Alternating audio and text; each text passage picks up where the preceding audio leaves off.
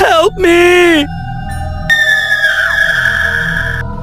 ये आवाज़ कब्रिस्तान के अंदर से आ रही है। नेहा अपनी बकरियों को लेके जा रही थी और वो साइड पे चल पड़ती है उसकी मदद करने के लिए। वहाँ आके नेहा बहुत सारी आवाज़ें लगाती है, कोई है जो मुझे सुन सकता है, कोई है जो मुझे सुन सकता है। तभी नेहा को सामने एक बच्ची खड़ी नज़र आती है। नेहा उससे कहती है, तुम यहाँ इस वक्त क्या कर रही हो?